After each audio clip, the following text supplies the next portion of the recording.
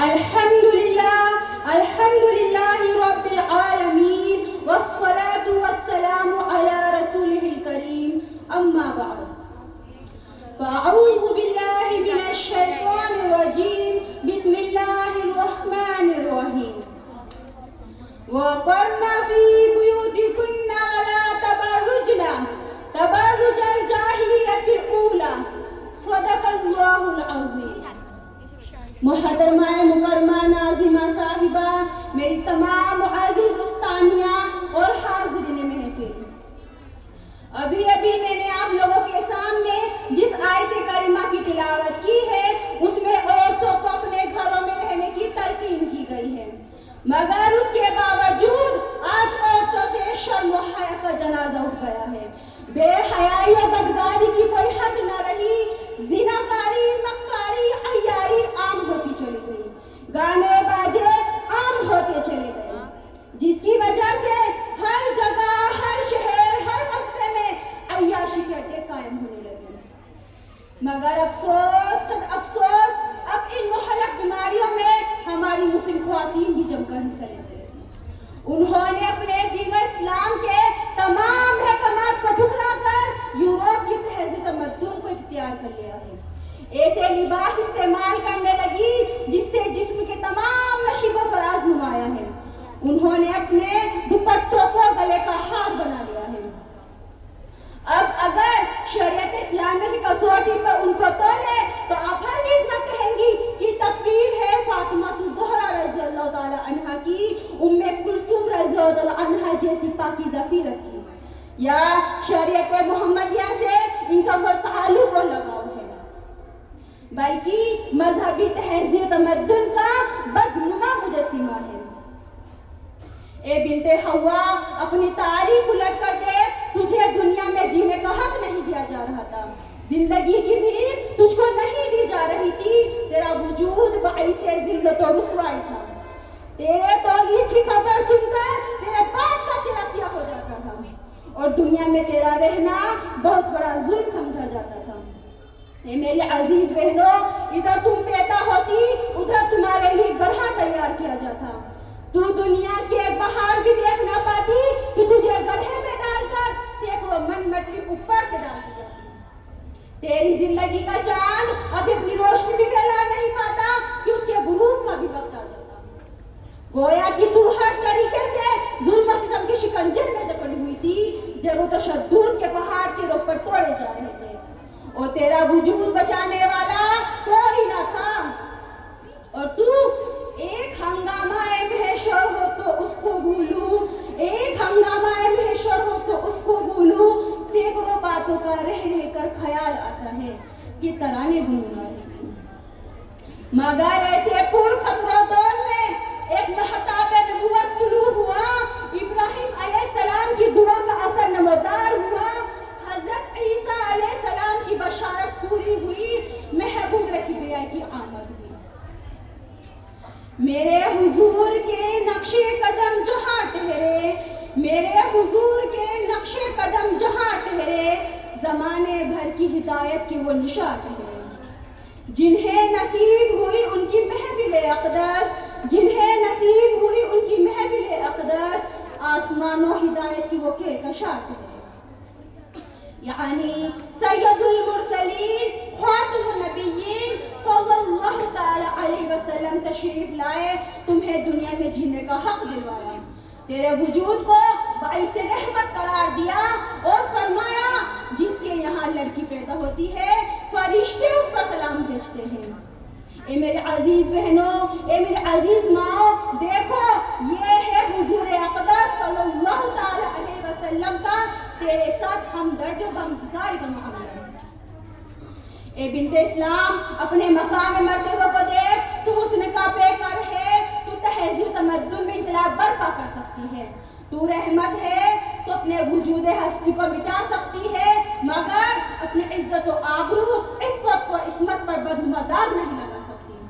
اے میرے عزیز بہنوں، تم گھر کی زینت ہو، تیرا یوں بازار میں گھومنا زیبا نہیں، تو تصویر ہے فاطمہ الزہرا رضی اللہ تعالی عنہا کی، تیری سیرت مثل ام کلثوم ہونی چاہیے۔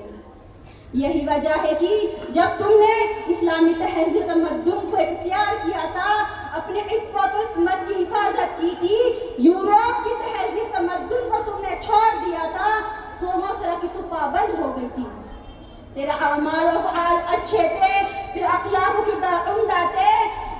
اور تو جب مثل خدیجۃ الکبریٰ نہ بنی تو تیری گود سے اولیاء اللہ پیدا ہوئے، محدثین پیدا ہوئے، مفکرین پیدا ہوئے، شہداء پیدا ہوئے، صالحین پیدا ہوئے، حفاظ قرآن پیدا ہوئے،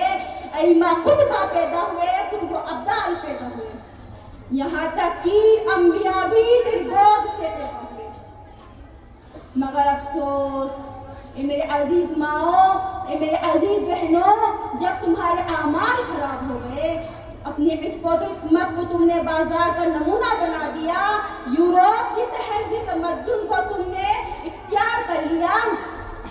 صوم و صلاۃ کو تم نے پس پشت ڈال دیا، رسول اللہ صلی اللہ تعالی علیہ وسلم کے فرمان کو فراموش کر دیا، اپنے اندر سے حیا کو تم نے ختم کر دیا،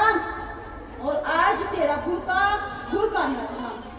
تو افسوس میرے عزیز ماؤں کہ تیری گود سے فرعون و حامان صفت لوگ پیدا ہوئے، دین کے دشمن پیدا ہوئے، باطل کی حمایت کرنے والے رئیس اعظم پیدا ہوئے، ظالم و جابر انسان پیدا ہوئے، چور و ڈکیت پیدا ہوئے، بے نمازی پیدا ہوئے، قبروں کے پجاری پیدا ہوئے، حتیٰ کہ تازہ بنانے والے پیدا ہوئے. اے میرے عزیز بہنوں، اے میرے عزیز ماؤں، سوچو تو صحیح، اگر تم نے اپنے اعمال افعال کو ٹھیک نہیں کیا تو قیامت میں اپنے رب کو کیا منہ دکھاؤ گے؟ اے میرے عزیز بہنوں، اگر تم کسی کی بیٹی ہو تمہارے سر پر عصمت کی چادر ہونی چاہیے، اگر تم کسی کی بہن ہو تمہارے ہاتھوں میں عفت اور عصمت کی کنگن ہونی چاہیے. اے میرے عزیز ماؤں، اگر تم کسی کی بیوی ہو تمہارے سینوں میں وفا کی لو ہونی چاہیے، اگر تم کسی کی ماں ہو تمہارے قدموں تلے جنت ہونی چاہیے، کیونکہ جس وقت تیرا وجود باعث ذلت و رسوائی تھا، دنیا میں تیرا کوئی مقام نہیں تھا، تجھے زندہ درگور کر دیا جاتا تھا، تب اسلام نے تیرے عزم و تقدس کو سرفراز کیا، رفعت و بلندی کی دولت سے ہمکنار کیا، تیری عزت و آبرو کی حفاظت کی، تیرے وقار کو معاشرے میں بڑھایا، تیری عظمت کو لوگوں میں روشناس کرایا. غرض یہ ہے کہ اسلام نے تمہیں زمین سے سیڑھیاں تک پہنچا دیا، اور تم نے انہی کے احکامات کو ٹھکرا کر یورپ کی تہذیب تمدن کو اختیار کر لیا ہے. بازاروں میں ٹہلنا تیرا شیوا ہو گیا.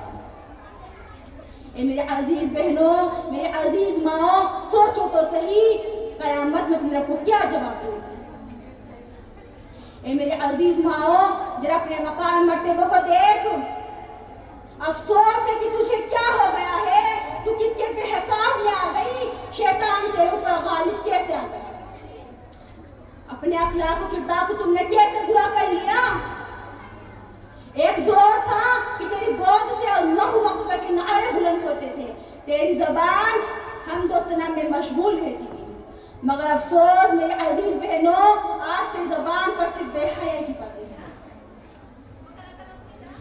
اے میرے عزیز ماؤں، اے میرے عزیز بہنوں، سوچو تو صحیح، قیامت میں کو کیا منہ دکھاؤ گی؟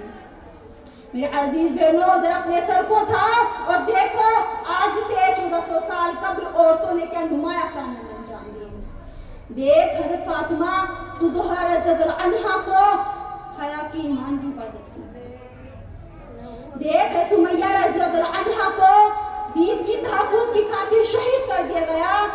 اگر صداقت و عدالت دیکھنی ہے تو دیکھ حضرت عائشہ صدیقہ رضی اللہ عنہا کو.